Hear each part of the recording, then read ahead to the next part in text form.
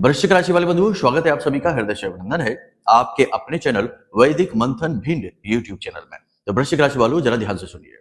आने वाले 3 से 5 दिनों में आप किसी बड़ी मुसीबत में फंस सकते हैं। खतरा 3 तरफ से आपकी ओर आएगा। इस खतरे को जानना पहचानना अनिवार्य है और इस खतरे को यदि आप अच्छी तरीके से जान जाएं, समझ जाएं और कुछ विशेष विधियों का पालन करें जो हम आपको आगे कार्यक्रम में बताने जा रहे हैं, तो 100% आप इस खतरे से मुक्ति भी प्राप्त कर लेंगे। कहने का मतलब यह है कि ग्रहों की चाल कुछ इस प्रकार है, ग्रहों का गोचर कुछ इस प्रकार है कि गुरु मिथुन राशि में गोचर कर चुके हैं, अतिचारी है, बकरी है। साथ ही चंद्रमा का भी गोचर 6 तारीख को होने जा रहा है। तो गुरु चंद्र साथ मिलते हैं तो अच्छा है, गजकेसरी योग बनाते हैं, परंतु राहु की दृष्टि इस योग को दूषित कर देती है, मलिन कर देती है। अब ऐसे में आपको इस योग का पूरा लाभ लेना है तो कुछ विशेष नियमों का पालन करना होगा और राहु की दृष्टि को अवॉइड करना होगा, दृष्टि दोष को समाप्त करना होगा। अन्यथा होगा यह कि आपके जीवन में 3 तरफ से मुसीबतें आनी 100% तय है।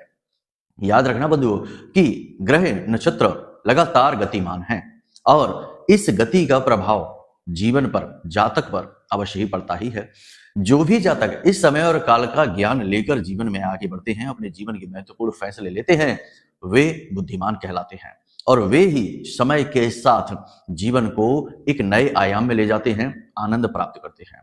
जो भी बातें अब हम आपको इस कार्यक्रम में बताने जा रहे हैं, उन बातों को आप महामाई के द्वारा दिए गए संदेश के रूप में ले सकते हैं, क्योंकि माता रानी की दिव्य अनुभूतियां इन भविष्यवाणियों में शामिल रहेंगी ग्रह गोचरों के साथ। तो कहने का मतलब यह है कि जहां एक ओर यहां ज्योतिष का समावेश है इन भविष्यवाणियों में, वहीं दूसरी ओर माता रानी की महामाई की दिव्य कृपा भी समाहित है। तो ऐसे में ये आपके जीवन की रूपरेखा को बदलने का दम रखती है। इन भविष्यवाणियों को आपको अवश्य ही सुनना चाहिए और इन भविष्यवाणियों के अनुसार अपने जीवन को समय समय पर परिवर्तित करते रहना चाहिए, यानी कि छोटे मोटे सुधार। अब जैसे मान के चलो कि हमने कोई नेगेटिव बात बताई, नकारात्मक भविष्यवाणी की है, तो उस नकारात्मक भविष्यवाणी के अनुसार अपने जीवन को थोड़ा सा परिवर्तित कर लो। जो अच्छी भविष्यवाणी की है, उस भविष्यवाणी के अनुसार भी कुछ सलाह दी है, तो उस सलाह को मानकर आप अपने जीवन में उस अच्छाई को और बढ़ा सकते हैं, नकारात्मकता को और कम कर सकते हैं। और जब आप इस तरह से जीवन में आगे बढ़ेंगे तो क्यों नहीं ईश्वर की कृपा आपके पास आएगी, और भगवत कृपा जिसके पास आ गई उसका तो भाग्योदय तय है। यहां पर एक बात हम आपको बता दें कि केवल पूजा पाठ करने से, नित्य कर्म पूजा करने से, चालीसा पढ़ने से भगवत कृपा प्राप्त नहीं होती है। ये तो नित्य कर्म है, रोज का किया जाने वाला कर्म है। पूजा पाठ विशेष अनुष्ठान के रूप में जब परिवर्तित होती है तो देवताओं की कृपा प्राप्त होती है। तो आज के इस कार्यक्रम में हम आपको कुछ विशेष अनुष्ठानों की विधि भी समझाएंगे जो प्रचलित है। जैसे कि बहुत सारे लोग हनुमान जी का पूजा पाठ करते हैं, उनके इष्ट देव हनुमान जी हैं। बहुत सारे लोगों के इष्ट देव भोले बाबा हैं, बहुत सारे लोगों के इष्ट देव प्रभु श्री राम हैं या फिर दुर्गे माँ हैं। तो इस प्रकार कुछ विशेष साधनाएं, कुछ विशेष पद्धतियां भी इस कार्यक्रम में हम आपको बताएंगे, क्योंकि इस समय पर गुरु अतिचारी हैं और चंद्रमा के साथ बैठे हैं, तो गुरु की सहायता आपको बहुत आगे तक ले जा सकती है। और एक चीज याद रखना कि यहां दिया जला दो, वहां दिया जला दो, इसे ये दान कर दो, उसे वो दान कर दो, ये छोटे मोटे उपायों से राहु मानने वाला नहीं है।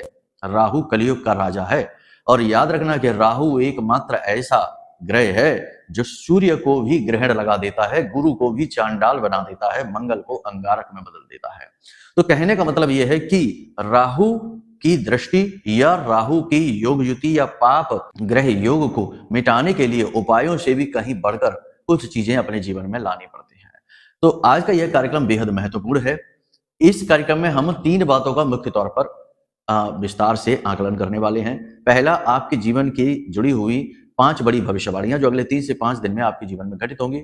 दूसरा, कि 3 तरफ से जो मुसीबत आपके जीवन में आ सकती है, इन मुसीबतों से आप कैसे बचेंगे, ये मुसीबतें क्या हैं और इनसे आप कैसे बचेंगे, इसके विषय में आपको बताएंगे।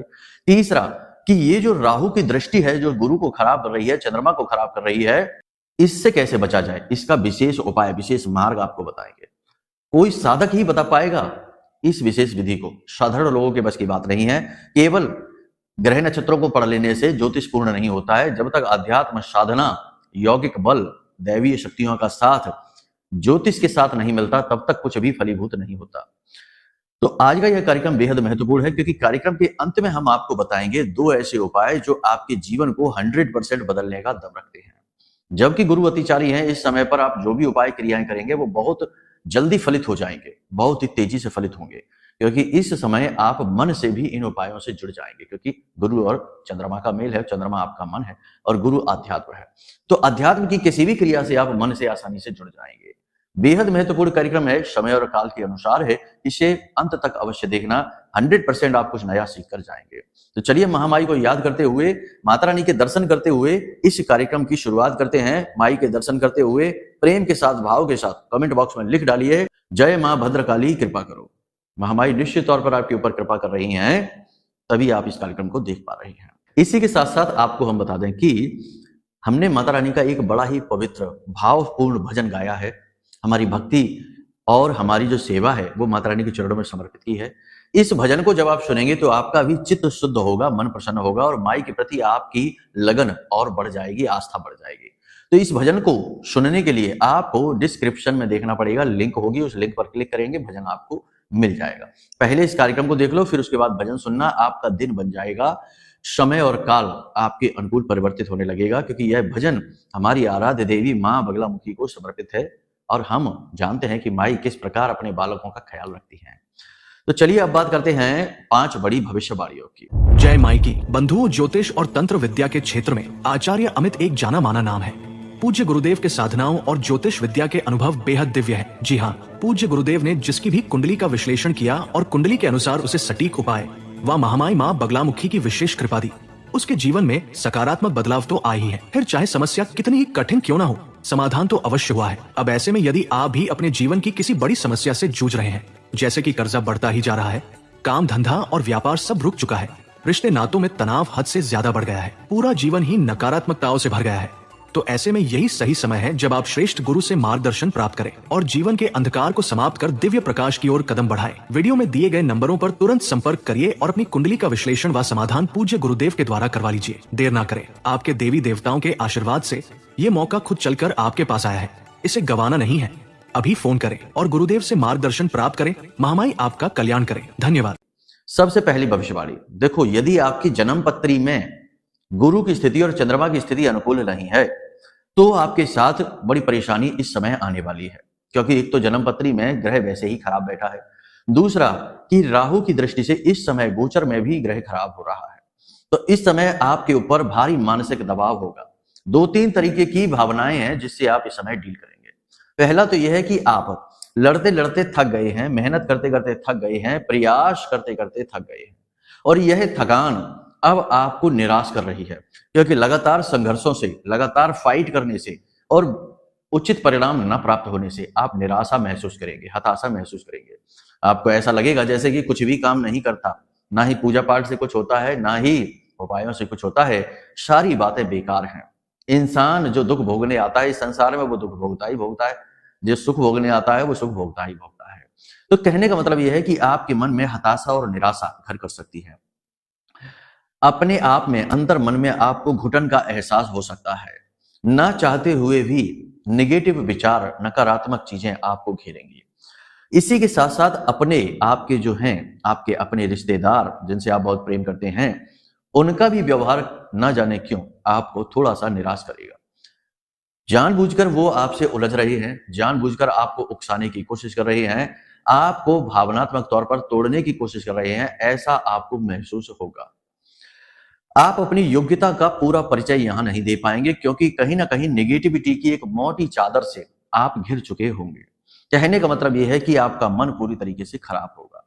अब मन के हारे हार और मन के जीते जीत, यानी जब आप मन से ही हारे हुए महसूस करेंगे, थके हुए महसूस करेंगे, तो आपको इस समय बहुत कठिनाई का एहसास होगा, अकेलेपन का एहसास होगा। आपको ऐसा लगेगा जैसे कि दुनिया में भीड़ भाड़ तो बहुत है, लेकिन आपका अपना कोई नहीं है, क्योंकि अगर अपना होता तो आपको समझता, आपकी बातों को, आपकी भावनाओं को और आपकी मेहनत और संघर्ष की सराहना करता। लेकिन यहाँ तो ऐसा होगा कि लोग आपकी मेहनत और संघर्ष की तो बात ही नहीं करेंगे, इज्जत करना तो दूर की बात है।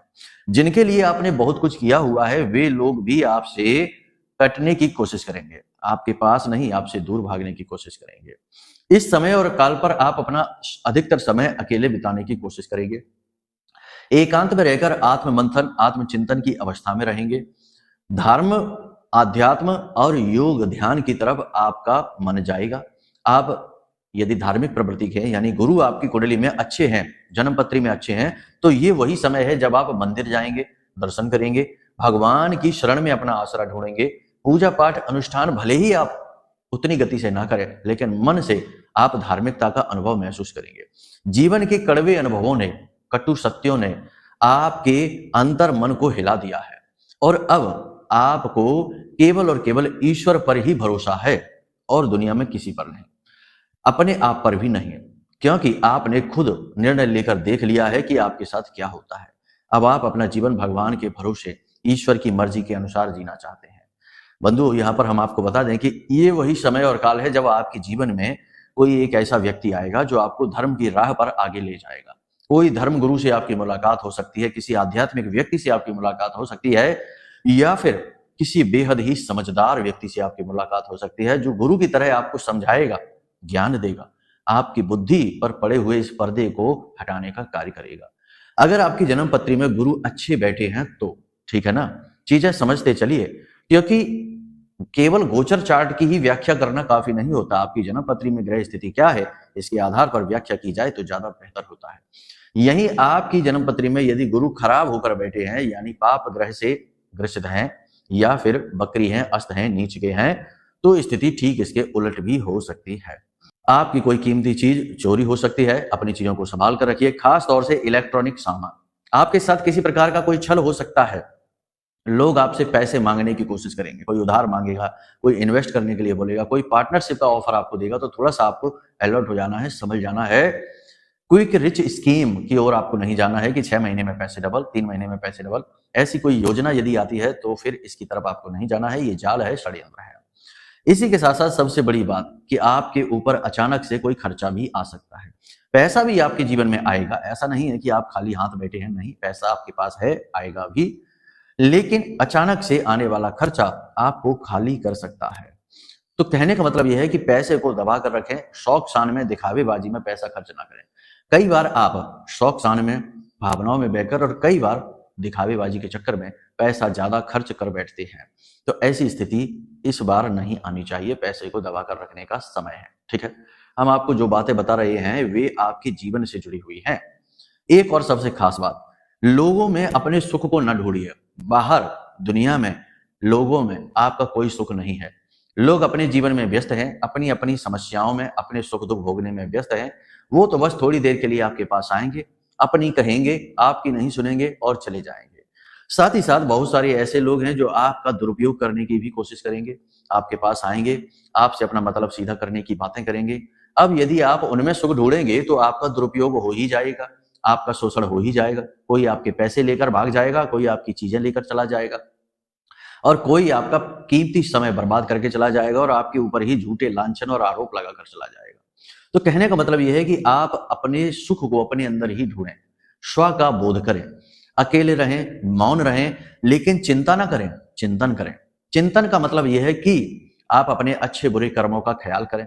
सीधी सी बात है कि देखो, जीवन में अगर कष्ट है तो कहीं ना कहीं आपने भी कोई गलतियां की हैं। ऐसा नहीं है कि भगवान आपको टॉर्चर करने के लिए खड़े हैं तैयार, दंड लेकर आपको सजा देने के लिए तैयार खड़े हैं, पीटने के लिए नहीं। आपके खुद के भी तो कर्म देखो, कहीं ना कहीं आपने कुछ गलतियां तो की हैं, जो कि परिणाम बनकर जब आपके सामने आई तो कठिनाई उत्पन्न हो रही है। जब आप आत्मचिंतन की अवस्था में जाते हैं तो एक तरह से आपका मन पारदर्शी हो जाता है, भला और बुरा दोनों ही आप देख पाते हैं और आपके अंदर इतना तो विवेक है, इतना तो ज्ञान है कि आप निष्पक्ष आकलन कर सकते हैं। बुद्धिमानी की आपके अंदर कोई कमी नहीं, योग्यता की आपके अंदर कोई कमी नहीं, मेहनत की आपके अंदर कोई कमी नहीं। जब जब आप हारे हैं, जब जब आप गिरे हैं, कहीं ना कहीं कुछ ना कुछ आपने ही गलत किया। या तो गलत इंसान पर भरोसा किया है, या गलत काम में आपने हाथ डाल दिया है, या फिर किसी दूसरे के भरोसे अपने काम को शुरू कर लिया है। तो ये चीजें गलती ही तो है। और याद रखना कि भगवान ने इस संसार को बनाया, अब संसार को चलाने के लिए भगवान ने नियम बनाए। जैसे कि लोग संसार, अपने देश की ही बात करें, लोग सरकार को बनाते हैं, फिर सरकार देश को चलाने के लिए नियम बनाती है। ऐसे ही भगवान ने भी नियम बनाए। तो यदि आप लापरवाही दिखाएंगे और अंधविश्वास करेंगे, मूर्खता करेंगे, तो उसकी सजा तो मिलेगी ही मिलेगी, क्योंकि जैसी क्रिया वैसी ही प्रतिक्रिया। तो अपना आकलन आप करेंगे, आत्म मंथन करेंगे, अपनी कमियों को जानेंगे और उन पर काम करेंगे, और उन पर काम करने के बाद फिर से पुनः मजबूती के साथ आगे बढ़ेंगे। और एक अच्छी बात आपको बताएं, इस बार जब आप मजबूती के साथ आगे बढ़ रहे होंगे तो इस बार आपके साथ धर्म होगा, आध्यात्म होगा, गहरी समझ होगी, गुरु का साथ होगा। और जब इतनी चीजें आपके साथ हैं तो भला भगवान की कृपा कहाँ रहने वाली है, वो भी आपके साथ होगी। देखो बंधुओं, एक चीज आपको हम बता दें कि रोज सुबह जागे, नहा धो के अपने पूजा घर में चले गए, या मंदिर चले गए, भोले बाबा को जल्दी से एक लोटा जल डाल दिया, या फिर अपने पूजा घर में ओम जय जगदीश हरे, जय हनुमान ज्ञान गुण सागर करके और भाग गए अपने काम पर। क्या इस तरह भगवान की कृपा मिलती है? नहीं। सबसे पहली चीज तो ये कि एकात्म को स्वीकार करो। कैसे? जब आप एक हैं तो ईश्वर भी एक है। तो जो आपने अपने घर में, पूजा घर में भगवानों का मेला लगा रखा है, वहां तक तो ठीक है, लेकिन आपने मन में भी भगवान का मेला लगा रखा है, वहां गड़बड़ है। क्या है? देखो ध्यान से समझो, बात को समझने की कोशिश करना, अन्यथा न लेना हमारी बातों को। हम जो बता रहे हैं वो हमारे अपने व्यक्तिगत अनुभव हैं। तुलसीदास बाबा ने क्या कहा है? एक ही साधे सब सधे, सब साधे सब जाए। पूजा घर में रखे हैं, शंकर जी रखे हैं, विष्णु भगवान रखे हैं, दुर्गे माँ रखी हैं, हनुमान जी रखे हैं, लक्ष्मी माता रखी हैं, सरस्वती माता रखी हैं, सारे देवी देवता रखे हैं। एक तरफ से सबके चालीसा पढ़ डाले, एक तरफ से सबके मंत्र जाप कर डाले और सबसे हाथ जोड़ के निवेदन कर लिया। ऐसे काम बनता है क्या? नहीं। जब तक कि आप किसी एक के नहीं होंगे तब तक कोई एक आपका नहीं होगा। अब देखो, इसमें भी कुछ बुद्धिमान लोग यहां पर कुतर्क करेंगे, तर्क नहीं, कि सब भगवान के ही तो रूप हैं, सबकी पूजा करने से फल क्यों नहीं मिलेगा? तो देखो, सब भगवान के रूप जरूर है, लेकिन आपने सूर्य का प्रकाश देखा है? सूर्य का प्रकाश सबको रोशनी देता है, जीवन का आधार है, लेकिन वह अपनी तीव्रता खो देता है जब वह फैल कर आता है। लेकिन एक छोटे से लेंस से, छोटा सा एक लेंस होता है, बचपन में प्रयोग तो आपने किया ही है, छोटे से लेंस से अगर इतने से प्रकाश को भी हम एक जगह फोकस कर देते हैं तो वह सूर्य का प्रकाश, जो कि सबको एक तरफ से गर्माहट दे रहा था, विध्वंसक अग्नि को उत्पन्न कर देता है, जला देने की क्षमता रखता है। तो वैसे ही आपकी भक्ति है, सबकी भक्ति एक तरफ से करेंगे तो भक्ति तो है, परंतु वह आपके जीवन में हितकारी नहीं होगी, आपकी इच्छा मनोकामनाएं पूर्ति नहीं करेगी, आपके प्रारब्ध को अच्छा बनाएगी, आपके चित्त को शुद्ध करेगी, आपके मन को शुद्ध करेगी, पुण्य का घड़ा आपका भरेगा। ठीक है? लेकिन यदि आप सिद्धि चाहते हैं, यदि आप किसी एक शक्ति को हर वक्त अनुभव करना चाहते हैं तो एक का बनना पड़ेगा। तो अब आप किसका बने, यह भी प्रश्न उठ सकता है। तो यहां पर सबसे बड़ी बात यह है कि आप उस शक्ति को ध्याएं जिसकी आपने पिछले जन्मों में भी साधना की है। और ये कैसे पता लगेगा? दो तरीके हैं। एक, या तो आप अपने आप से ही प्रश्न पूछिए। रात्रि को जब आप सोने जाएं तो अपनी छाती पर दोनों हाथ रखें और अपने आप को ही आदेश दें। जी हां, अपने आप को ही आदेश दें।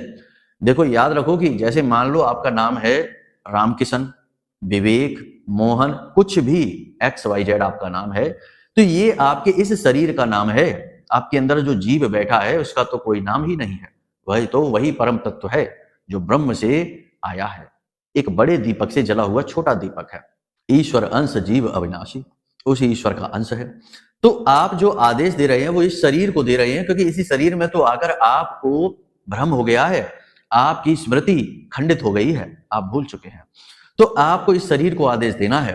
अपने छाती पर हाथ रखिए दोनों रात्रि को सोते समय और अपने आप को आदेश दीजिए। मान लो आपका नाम विवेक है। विवेक, हमें बताओ कि हमारे इष्ट देव कौन है जिनकी हमने पिछले जन्मों में भी पूजा पाठ साधना की है। हमारे इष्ट देव कौन है जिनकी हमने पिछले जन्मों में भी साधना की है। इस प्रकार 7 बार बोलना है। धीमी गति से भी बोल सकते हैं, लेकिन आपके अपने कान सुनने चाहिए जब आप ये बात बोले। और आप सो जाइए, फिर कोई मोबाइल नहीं देखना, कोई बात नहीं करना। इस प्रयोग को 7 दिन लगातार करके देखो। आपको हम यकीन दिलाकर कहते हैं कि आपको आपके इष्ट देव के दर्शन हो जाएंगे सपने के माध्यम से। ठीक है? 101% ये प्रयोग कामयाब होता है। हजारों लोगों को हमने कराया और उन्हें अपने इष्ट देवता के दर्शन हुए। ठीक है? और जब दर्शन होंगे तो केवल दर्शन ही नहीं होंगे, उन इष्ट देवता में आपकी लौ लग जाएगी। अचानक से आप एक तीव्र खिंचाव महसूस करेंगे उस दिव्य शक्ति के प्रति। मान लो भोले बाबा के दर्शन हो जाते हैं तो फिर आप भोले बाबा की पूजा पाठ साधना किए बिना रह ही नहीं पाएंगे। एक तीव्र आकर्षण आप महसूस करेंगे, क्योंकि आपने उस दिव्य शक्ति से यानी भोले बाबा से अपना पुराना जो संबंध है, जो नाता है, उसे खोज लिया है। ठीक है ना। तो ये आपकी पुरानी पिछले जन्मों की स्मृति जागृत हो जाएगी और आपके अवचेतन मन में शिव की छवि को प्रकट कर देगी। फिर आप उस आकर्षण को भूल नहीं पाएंगे, उसे इग्नोर नहीं कर पाएंगे। ठीक है। दूसरी विधि है कि मान के चलो कि कहीं कुछ परसेंट ये चांस रह गया कि आपको नहीं पता चल रहा है, तो अपनी जन्म पत्री दिखा लो। आपकी जन्म पत्री से भी पता लग जाएगा कि आपके इष्ट देव कौन है। दोनों ही विधियां आपको हमने बता दी है। यहां पर सबसे महत्वपूर्ण बात यह है कि आपके जो इष्ट देव हैं उनकी आप जब साधना करते हैं, विशेष साधनाएं उठाना, फिर गुरु के आने का इंतजार न करना। कि बहुत से लोग कहते हैं कि गुरु नहीं तो साधना नहीं, गुरु नहीं तो साधना नहीं। ठीक है, ये सब अपनी जगह ठीक है, लेकिन यदि आपके मन में तीव्र इच्छा उठ जाती है तो आप उठा लीजिए।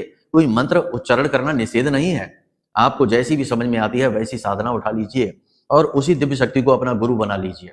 गुरुर ब्रह्मा गुरुर विष्णु गुरुर देवो महेश्वरा। ब्रह्मा विष्णु महेश ही आपके गुरु बन जाते हैं। वासुदेव सुतम देव कंस चाणूर मर्दनम देवकी परमानंदम वंदे कृष्णम जगत गुरु। तो भगवान श्री कृष्ण को अपना गुरु बना लीजिए। जब कोई बाहरी गुरु ना मिले तो आंतरिक गुरु को, अपने ब्रह्म को ही अपना गुरु बना लीजिए। और वैसे भी हम आपको बता दें कि इस संसार में कोई ऐसा इंसान है ही नहीं जिसके पास उसके गुरु ना हो। भौतिक शरीर में नहीं है, लेकिन अभौतिक शरीर से वो आपको पल प्रतिपल गाइड कर रहे हैं। आपने ये चीज अनुभव भी की है।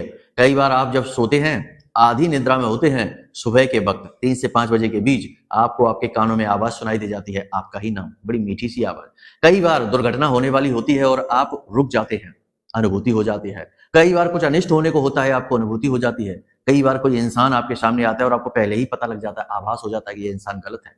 बहुत सारी ऐसी घटनाएं आपके जीवन में हैं, जरा खोज कर देखिए तो आपको पता लगेगा कि आपको कोई गाइड कर रहा है, और जो गाइड कर रहा है वो आपके गुरु ही तो हैं। जिस प्रकार आपको इष्ट का पता लगाना होता है, उसी प्रकार आपको अपने गुरु का भी पता लगाना होता है। संकेतों को समझेंगे तो सब कुछ समझ जाएंगे। ऊर्जाएं आपसे संकेतों के माध्यम से बात करती हैं। ठीक है, प्रत्यक्ष रूप में कोई नहीं आता, क्योंकि इस प्रत्यक्ष रूप से स्थूल शरीर में कोई आना ही नहीं चाहता। ये तो सड़ा गला शरीर है, मलमूत्र का भंडार है, तो इस शरीर में भला कौन आना चाहता है, कौन दिव्य शक्ति आना चाहती है। यहाँ तो आने का एकमात्र उद्देश्य है कि आत्मिक उत्थान प्राप्त करिए। और सबसे बड़ी बात यह है कि दुनियादारी के इन झंझटों में पड़ते हुए भी अपने आप को संतुलित करके कैसे जीना है, इस अनुभव को हासिल करिए। देवताओं से जुड़े रहिए। ठीक है, तो यहां तक सारी बात आपने समझ ली है। अब यहाँ पर 3 बातें महत्वपूर्ण हैं जो आपको रखनी है। पहला, किसी भी व्यक्ति पर अंधविश्वास नहीं करना है। दूसरा, अपने आप को समझने की कोशिश करना है। ये कार्यक्रम केवल आपके लिए बना है। आपकी अपनी खोज यात्रा यहां से शुरू हो सकती है यदि आप अपने ऊपर सही तरीके से काम करते हैं तो। तीसरा ये कि अपना पैसा किसी को भी नहीं देना है, किसी भी हालत में नहीं देना है। और चौथा भी बता देते कि अपनी स्वास्थ्य, अपनी सेहत का ख्याल रखिए, अपनी कीमती चीजों का भी आप ख्याल रखिए। कार्यक्रम हमने भविष्यवाणियों के अंदाजे से बनाया ही नहीं है, ये तो इसलिए बनाया कि आपके ऊपर जो राहु की दृष्टि पड़ रही है इस समय पर, गुरु पर, चंद्र पर, उस दृष्टि से आपको कैसे बचाया जाए। और भक्ति ही एकमात्र मार्ग है। जब आप किसी एक दिव्य शक्ति के होकर और श्रेष्ठ भक्ति का परिचय करते हैं, मेहनत करते हैं, माला उठाते हैं, मंत्र जाप करते हैं, तो मंत्र महामणि विषम ब्याल के मैटत कठिन कुअंक भाल के। जो मंत्र जाप करता है, साधना करता है, उसके लिए ना तो शनि की 7.5 और अढ़ैया होती है, ना ही शनि की दृष्टि बकरी होती है, और ना ही राहु केतु ग्रहण उसे लगा सकते हैं। वह इन सब चीजों से ऊपर उठ जाता है। ठीक है, तो यहां तक सारी चीज आपने समझ ली है। अब बात करते हैं उपाय की, जो इस समय पर आपको करने चाहिए। सबसे पहला उपाय आपको यह करना चाहिए कि हरिद्र तिलक, जो हमने आपको बताया था, उस हरिद्र तिलक को जरूर लगाइए। क्योंकि हरिद्र तिलक ना केवल हमारी आराध्य देवी मां बगलामुखी को समर्पित है, बल्कि गुरु की भी शक्ति को प्रबल कर देगा आपके लिए। ठीक है, तो हरिद्र तिलक कैसे बनाना है पिछले कार्यक्रम में भी बताया था। 1 हल्दी की गांठ लीजिए, 1 खुरदुरा पत्थर लीजिए, स्वच्छ जल लीजिए, इत्र लीजिए, कोई भी इत्र ले लो, गुलाब का ले लेना तो और अच्छी बात है। इत्र ले लीजिए पूजा पाठ वाला, ठीक है, परफ्यूम नहीं, पूजा पाठ वाला इत्र ले लीजिए। इसी के साथ साथ सबसे महत्वपूर्ण चीज है कि थोड़ी सी केसर ले लीजिए। अब इन सब चीजों को भगवान के चरणों में समर्पित कर दीजिए। जैसे आपकी पूजा घर में यदि देवी का कोई स्वरूप है, दुर्गे माँ है, काली माँ है, माँ जो हमारी आराध्य देवी माँ बगलामुखी हैं, कोई भी इनमें से तो इनके चरणों में रख दीजिए। और फिर इसे स्वच्छ जल डालकर, जैसे चंदन घिसते हैं ऐसे इस हरिद्र को घिसिए, और जो पदार्थ बने उस पदार्थ को अपने माथे पर लगा लीजिए। थोड़ा सा वह पदार्थ अपने स्नान किए जाने वाले जल के में मिलाने के लिए भी रख लेना अलग से। अगले दिन जब आप स्नान करें तो उसमें मिला दें। इस हरिद्र तिलक को आपको लगाना अत्यंत आवश्यक है। साथ ही साथ गाय को हरी हरी घास और कच्चे आलू हल्दी मिले हुए खिलाना बहुत आवश्यक है। और जब आप आलू गाय को खिलाएं और हरी घास खिलाएं, उस समय गाय का जो कूबड़ होता है, उस कूबड़ पर आप हाथ अवश्य फेरें। इससे आपका गुरु बहुत स्ट्रांग हो जाएगा। और सबसे महत्वपूर्ण बात है कि अपनी कुंडली का आकलन भी अवश्य करवा लें। ये आपके लिए एक नैतिक सलाह है। कुंडली का आकलन कराने से आपकी कुंडली की बाधाएं पता लगेगी, दोष पता लगेंगे, पाप ग्रह योग जो है वो पता लगेंगे और आपके जीवन के कष्ट को मिटाने की राह खुलेगी। सटीक उपायों से आपका उद्धार हो जाएगा। हजारों लोगों का उद्धार हुआ है, आपका भी होगा। साथ ही साथ नकारात्मकता को तंत्र मंत्र, क्योंकि आज के समय में सब कुछ होता है, तो तंत्र मंत्र नकारात्मकताओं को दूर भगाने के लिए आप महामाई का महारक्षा कवच ऑर्डर कर सकते हैं। आज हमारे पास दिखाने के लिए नहीं है क्योंकि समाप्त हो रहे हैं। अगर समाप्त हो गए तो फिर शायद दोबारा बने या ना बने, क्योंकि बनते तो महामाई की आदेश से ही हैं, उनकी अनुभूतियों से ही हैं। तो समाप्त हो इससे पहले आप ऑर्डर कर लीजिए, आपका उद्धार हो जाएगा। देवी की साक्षात सुरक्षा आपको प्राप्त होगी जीवन के हर अच्छे बुरे पल में। ठीक है, तो चलिए बंधुओं, यहां तक सारी बातें आपने समझ ली हैं। अब यदि मन में कोई प्रश्न उठे, कुंडली आकलन कराना है, जन्म नहीं पता है, डेट ऑफ बर्थ नहीं पता है, जन्म पत्री नहीं है, तब भी, और या फिर महारक्षा कवच चाहिए या फिर कोई अन्य प्रकार की जानकारी चाहिए, तो नंबर वीडियो में है, फोन कर लीजिए। हम आपको सारे मार्ग बताएंगे। केवल डेट ऑफ बर्थ से ही नहीं, कई और तरीकों से भी कुंडली देखी जाती है। आप एक बार फोन करिए, सारी बातें आपको समझा दी जाएंगी। ठीक है, तो चलिए बंधु, कार्यक्रम को यहीं विराम देते हैं। प्रेम से बोलिए जय माई की, जय मां बगलामुखी। हमारे प्रिय और परम पूज्य आचार्य जी ने अपनी साधनाओं के अनुभवों पर आधारित शक्तिशाली उपाय और क्रियाओं के माध्यम से हजारों लोगों के जीवन को पूरी तरह से बदला है। आचार्य जी के द्वारा बताया गया हर एक उपाय इतना सटीक और कारगर होता है कि जो भी इसे पूरे भाव के साथ कर लेता है, उसे साक्षात महामाई की कृपा और आशीर्वाद प्राप्त हो जाती है। इसलिए निसंकोच इन उपायों को पूरे भाव के साथ करिए, आपका कल्याण होगा। जय माई की।